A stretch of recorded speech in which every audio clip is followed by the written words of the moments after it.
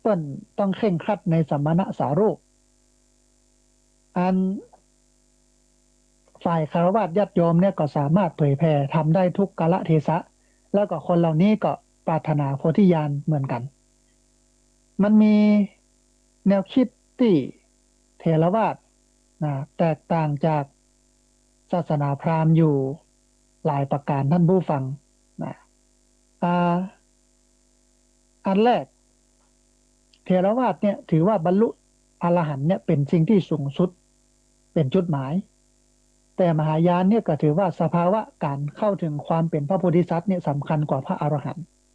มหายานเนี่ยเน้นความเป็นพระพุทธเจ้าเถรวาทเน้นความเป็นพระอรหันต์มันก็แตกต่างกันในเชิงเป้าหมายแล้วเนาะในเชิงวิธีการก็แตกต่างกันแต่เถรวาทเนี่ยเอาเฉพาะพระอรหันต์ก็พอบำเพ็ญบารมีบันักขนาดบันักในเฮาก็ยังไก่จากความเป็นพระอรหันต์แต่มหายานเนี่ยเอาเป็นพระพุทธเจ้าเพราะเพิ่นเชื่อว่าทุกคนเนี่ย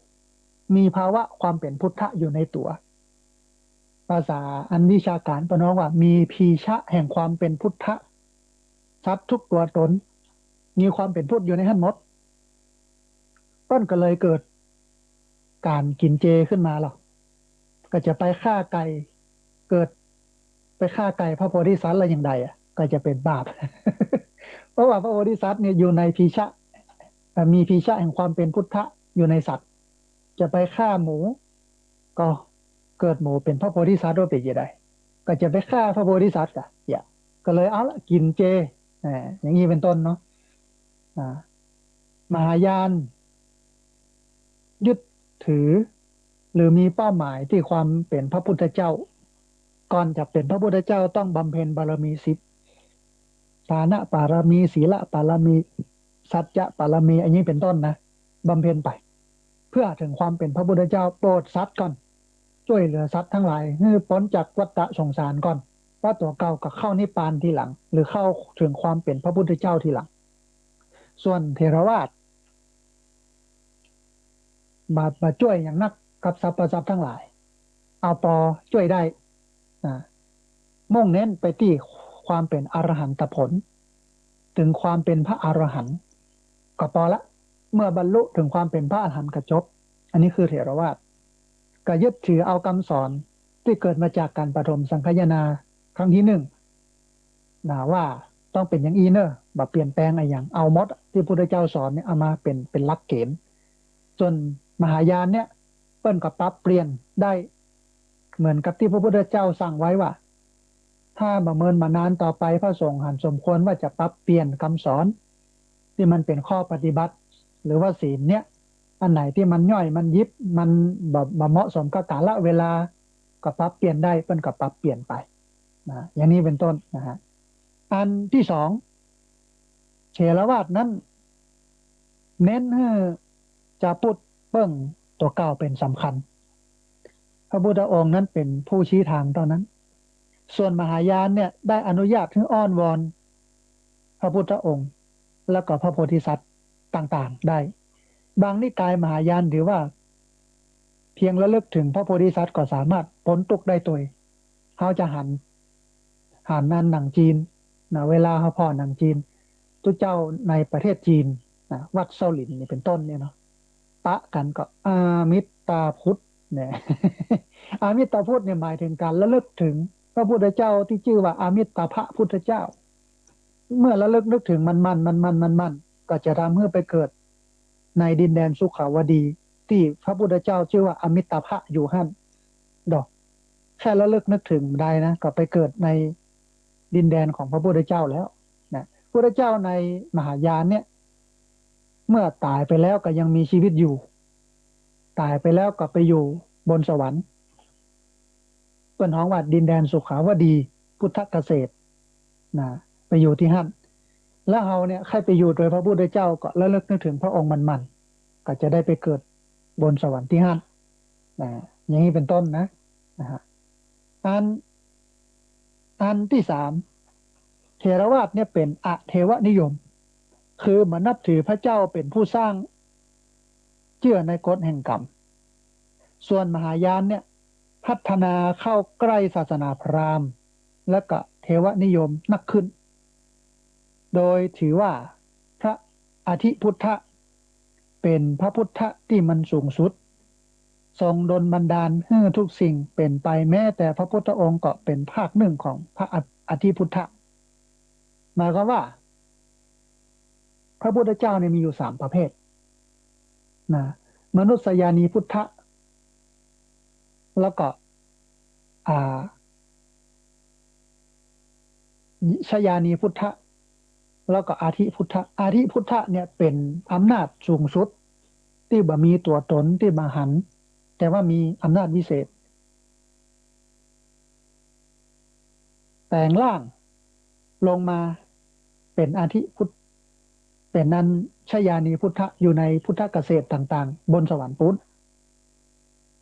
วันดีคืนดีกับแปลงร่างลงมาเป็นมนุษยานีพุทธะอยู่บนโลกมนุษย์เช่นพระพุทธเจ้าพระองค์นี้นะสิทธัตถะพระพุทธเจ้าสัมมาสัมพุทธเจ้าของนี้ก็เป็นมนุษยานีพุทธะเมื่อตายแล้วก็กลับคืนสู่อ่าชยานีพุทธะก็คือโลกสวรรค์ไม่ได้หายไปไหนนะอย่างนี้เป็นต้นนะท่านผู้ฟัง มันมันเหมือนว่ายังมีตัวตนอยู่แหละพระพุทธเจ้าอันนี้มหายานคือพระพุทธเจ้ายังมีตัวตนอยู่ไม่ได้หายไปไหนนะมนุษยานีพุทธะก็เป็นเพียงปรากฏการณ์ที่อธิพุทธะก็ดีชยานีพุทธะก็ดีแปลงร่างลงมา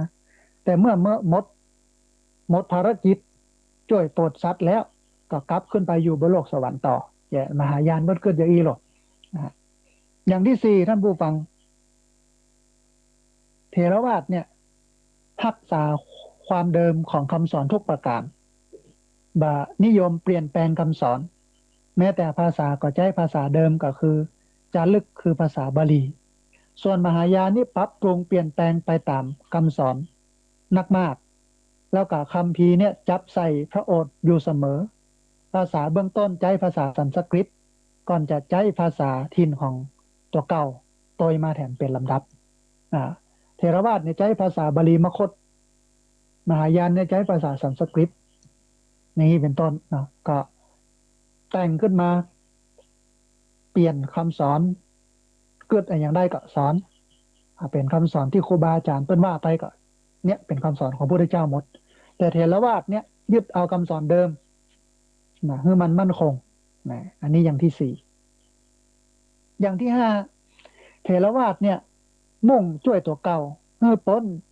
จากสังสารวัฏก่อนช่วยผู้อื่นแต่มหายานเนี่ยเน้นช่วยคนอื่นก่อนส่วนตัวเก่านั้นจะโตยไปภายหลังจึงฮ้องว่ายานของตัวเก่าเนี่ยว่าเป็นมหายานยานใหญ่ฮ้องเถรวาทว่าหินยานแปลว่ายานเล็กหรือยานเลวก็คือพ้นไปกับตัวเก่าอย่างเดียวนะส่วนมหายานเนี่ยปาสรรพสัตว์ทั้งหลายพ้นไปโดยนี่อย่างนี้เป็นต้นนะฮะอันอย่างที่หกเถรวาทนั้นบ่มุ่งเน้นการฉันมังสวิรัติคือการเว้นจากเนื้อสัตว์ยกเว้นเนื้อที่มีพุทธานุญาตห้ามไว้เพราะว่าถือว่าทำตนให้มันเลี้ยงง่ายนะเถรวาทเนี่ยบ่นิยมฉันเจเพราะว่าบ่มีในคำสอนแล้วก็มันจะเป็นการยุ่งยากสำหรับพี่น้องชาวบ้านที่จะมาเลี้ยงเพราะชีวิตนั้นอยู่กับชาวบ้านเปิ้นเลี้ยงอย่างไรเขาก็กินอย่างนั้นแต่มหายานนี่ถือว่าการทานมังสวิรัติเนี่ยเป็นสิ่งที่จำเป็นอย่างยิ่งเพราะเขาถือว่าที่ผู้ช่วยเหลือสัตว์จะบ่มีเนื้อของเขาในต้องของตัวเก่าคนที่จะช่วยสรรพสัตว์เนี่ยไม่ควรมีเนื้อของสรรพสัตว์อยู่ในเนื้อของตัวเก่าอยู่ในต้องของตัวเก่าอันนี้คือการฉันมังสวิรัติช่วงนี้ก็เป็นช่วงเทศกาลกินเจนะท่านผู้ฟังเทศกาลไหว้เจ้านะซึ่งก็เป็นแนวคิดของมหายานนะฮะเห็นไหมหนึ่งท่านผู้ฟังเถรวาทถือว่าพระสักยมุนีพุทธะพระโอรสของพระเจ้าสุโธทนะเป็นองค์สูงสุดเป็นผู้ก่อตั้งศาสนา แต่มหายานเนี่ยได้ยกฐานะของพระพุทธเจ้าหลายพระองค์เมื่อเทียบเด่นกับพระองค์และกับบางพระองค์ก็ดีเด่นยิ่งกว่าพระพุทธเจ้าที่มหายานยกย่องขึ้นเช่นพระอมิตรพระพุทธนะพระมัจจุสีพระอธิพุทธพระไวโรจนะเพราะว่ามหายานนี่ถือว่าใครก็เป็นพระพุทธเจ้าได้หมดเพียงปรารถนาความเป็นพระพุทธเจ้าความเป็นพระโพธิสัตว์ก็บังเกิดก็บำเพ็ญบารมีสิบไปจนถึงขั้นสูงสุดก็ได้เป็นพระพุทธเจ้านะส่วนเถรวาทเฮานี้ ถือว่าณวันนี้เวลานี้เนี่ยพุทธเจ้าของเรานี้ยิ่งใหญ่ที่สุดสัมมาสัมพุทธะ สมณะโคดมเนี่ยเป็นองค์ที่ยิ่งใหญ่ถ้าหมดไปแล้วก็เป็นเลยแหม2,000 กว่าปี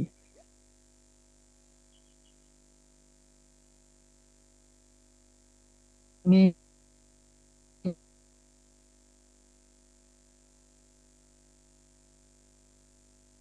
ปารมีธรรมมากอันนี้เราเถรวาทเราถืออย่างนี้พระพุทธเจ้าที่เขาไหว้กันถึงวันเนี่ยนะส่วนมหายานเนี่ยพระพุทธเจ้ามันมีหลายพระองค์แล้วก็มีอำนาจหลายอย่างนะอย่างนี้เป็นต้นเนาะเห็นไหมหนึ่งท่านผู้ฟังตามปกติแล้วคนส่วนมากต้องการความทางการมาสุขทิพยสุขเป็นต้นคนที่ต้องการพ้นทุกข์จำนวนน้อยต้องอันมหายานจึงมีสุขาวดีพุทธเกษตรเพิ่มขึ้นมาซึ่งเป็นที่ประทับของพระพุทธเจ้าเป็นจำนวนมากเป็นแดนบรมสุขคนที่ไปเกิดมีโอกาสใกล้ชิดพระพุทธเจ้าแล้วก็อาศัยบารมีของพระพุทธเจ้า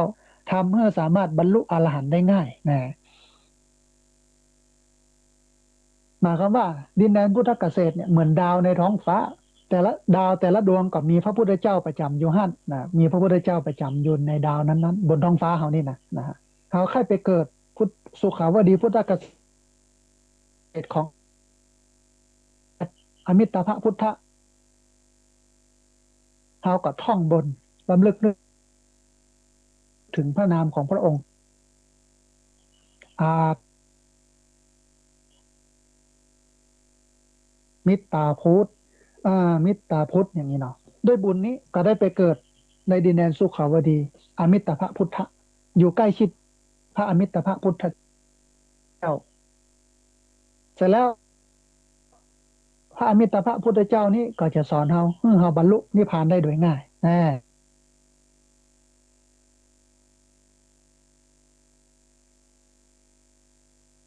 ปรัชญาตรรกศาสตร์จนเกิดระบบปรัชญาสำคัญขึ้น3 สาขาคือสุญญตาวาสจิตตนิยมจิตตอมตวาสถือว่าเป็นผลงานที่เด่นนักของมหายานจนเกิดคำขวัญที่ว่ามหายานเพื่อมหาชนนะ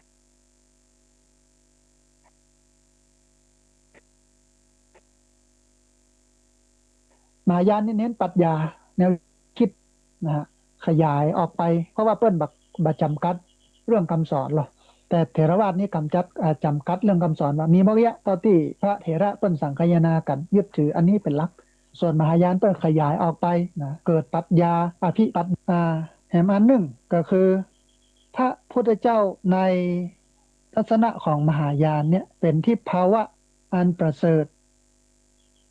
มามีการเปลี่ยนแปลงแต่การได้แต่มหายานเนี่ยถือว่าคนเรายังอาจจะเข้าเฝ้าสดับพระสุรเสียงของพระพุทธเจ้าได้อยู่ด้วยเหตุนี้มหายานจึงมี3 กายนะมีพระพุทธเจ้าเนี่ยมีอยู่3 กายสัมโภคกายก็คือกายที่มันเป็นทิพภาวะประทับอยู่ในดินแดนพุทธเกษตรนิมมารกายคือพระกายที่พระองค์เนรมิตขึ้นแล้วก็เป็นอวตารลงมานะทรงมีประชวรประสูติตรัสรู้และปรินิพพานแล้วก็ธรรมกายคือสุญญตะคือภาวะของนิพพานอันนี้คือพุทธศาสนามหายานท่านผู้ฟังนะ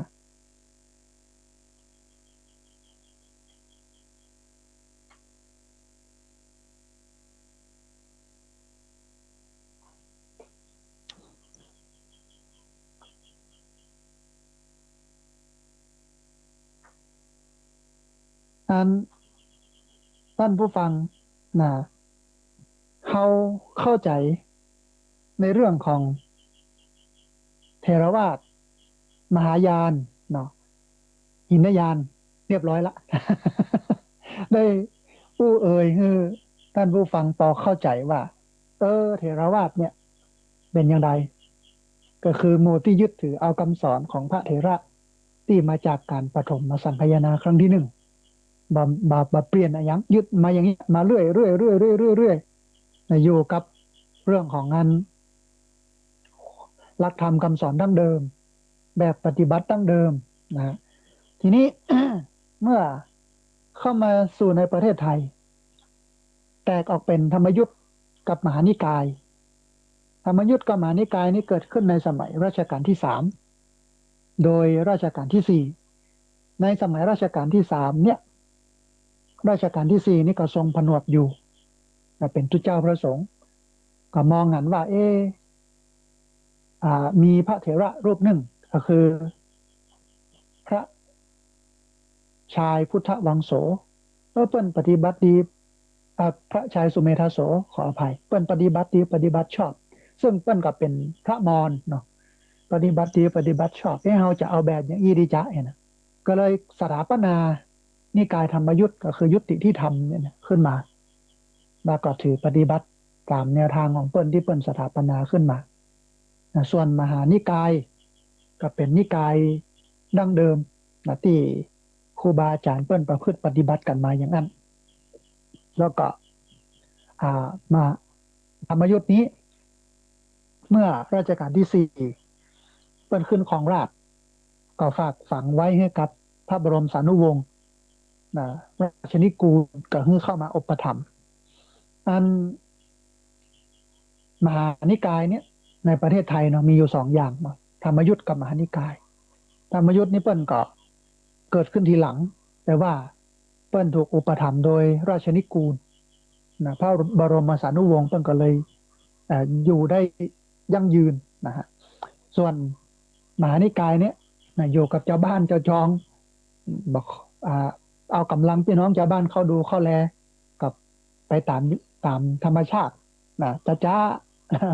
มามีอย่างนักอย่างเงี้ยนะอันนี้คือในประเทศไทยเราแต่ถ้ามองท่านผู้ฟังโดยหลักการเนี่ยพุทธศาสนาเถรวาทมหายานเนี่ยมันก็ยังเป็นปีกซ้ายปีกขวาของพระพุทธศาสนาที่ต้องเพิ่งปาอาศัยกันสมัยที่เฮียนอยู่เนี่ยครูบาอาจารย์เพิ่นก็บอกว่ามหายานเป็นด้านหน้าเป็นเบื้องต้นที่ดึงคนเข้ามาศึกษาพระพุทธศาสนาแต่ว่ากระแตกนิกายออกไปเรื่อยๆนะมหายานเนี่ยนะฮะมีความพิเศษอย่างหนึ่งคือมีความเป็นคฤหัสถ์นักมหายานเนี่ยตัวเจ้านักบวชพระสงฆ์ก็มีความเป็น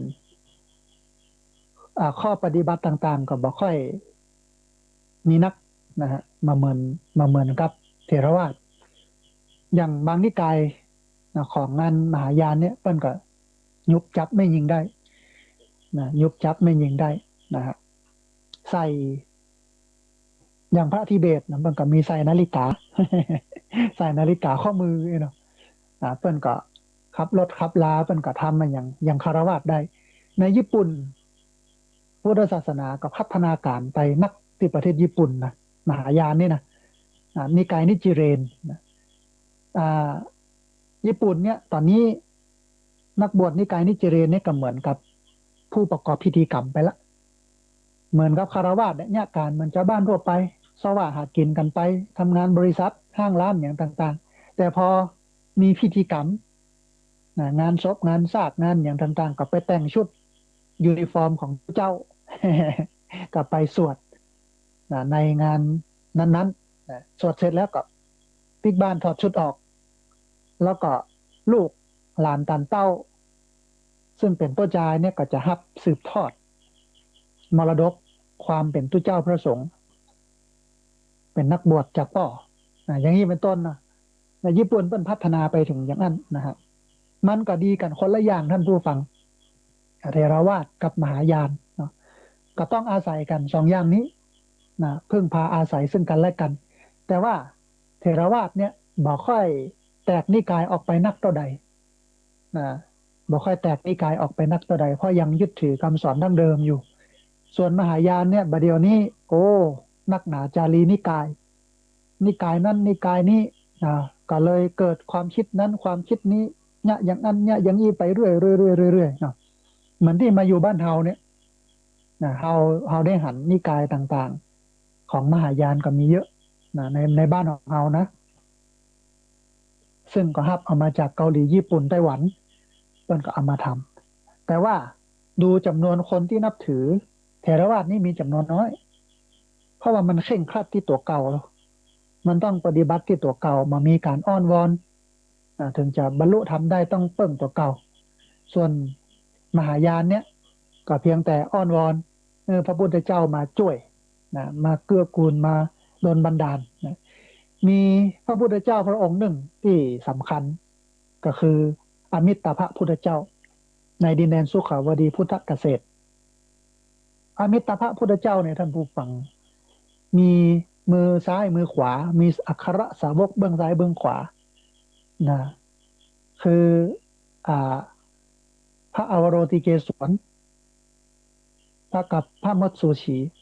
อวโรติเกศวนนี่ก็คือเจ้าแม่กวนอิมเจ้าแม่กวนอิมนะเป็นพระอวโรติเกศวนนี่นะคือเจ้าแม่กวนอิมลงมาโพธิกับชาวบ้านมาช่วยพี่น้องชาวบ้านเนี่ยอย่างนี้เป็นต้นอันนี้มหายานเปิ้น ทำเรื่องราวมาสัมพันธ์กันครับชาวบ้านชาวจองมาเกื้อกูลกับชาวบ้านชาวจองมีพระพุทธเจ้ามาช่วยพระพุทธเจ้าตายไปแล้วก็มาได้ดับศูนย์นะขึ้นไปอยู่ดินแดนพุทธเกษตรอย่างนี้เป็นต้นเนาะ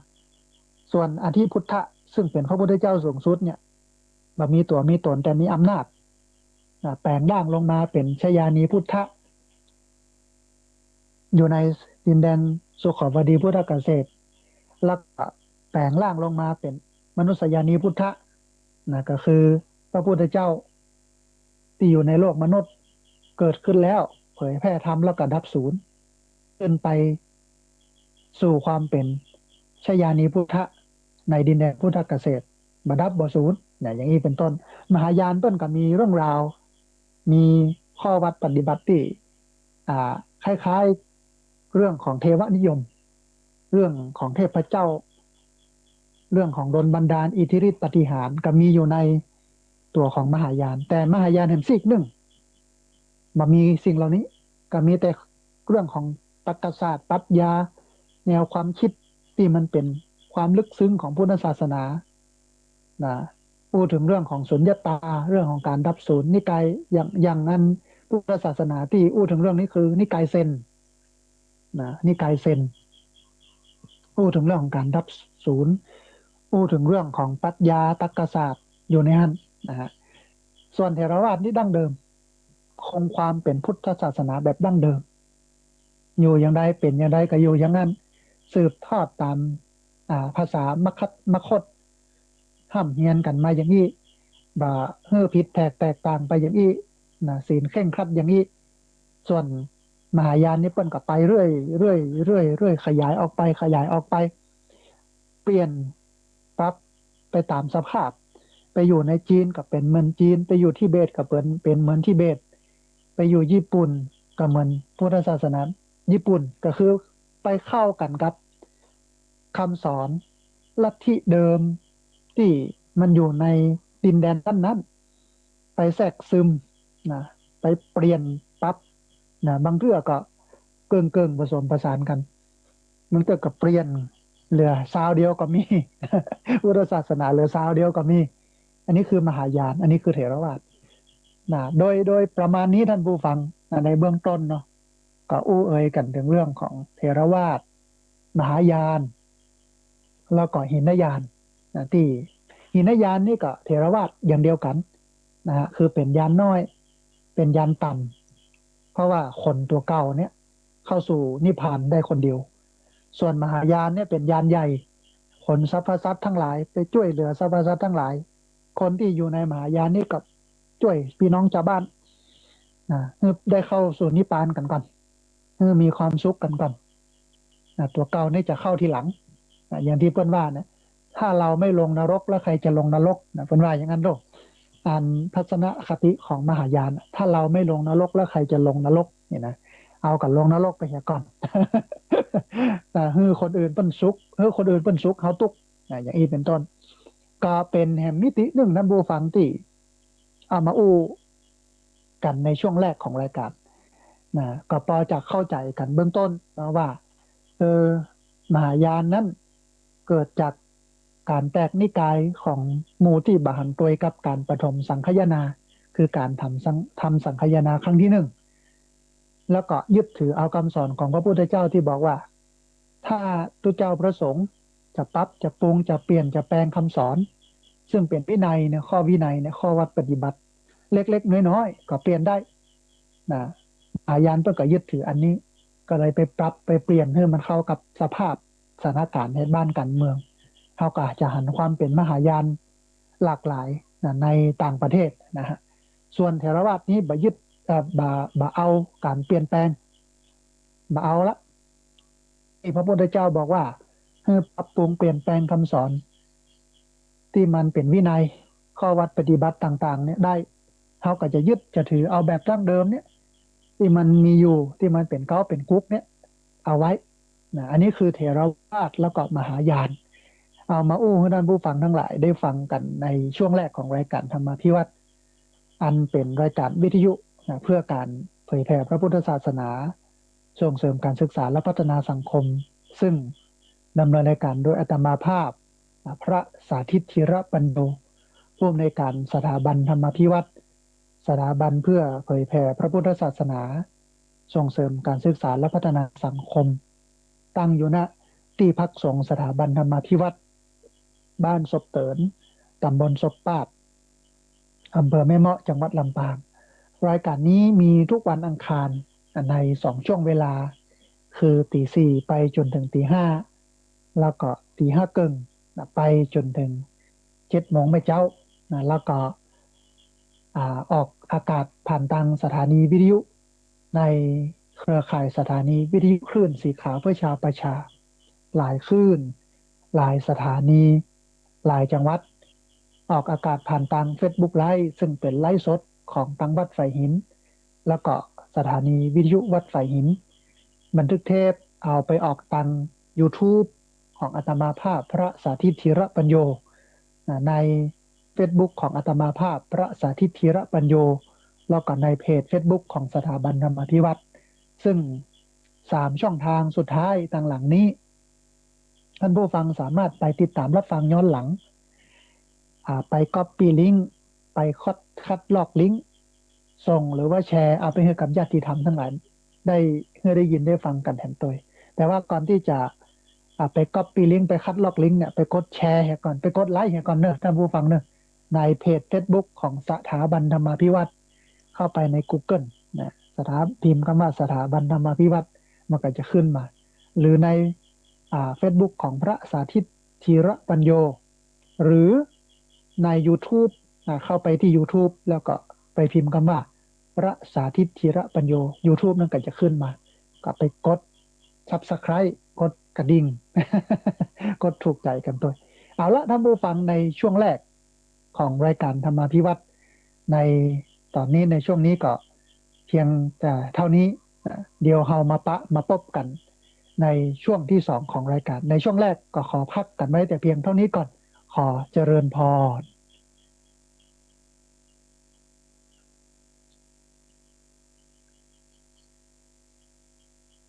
เอ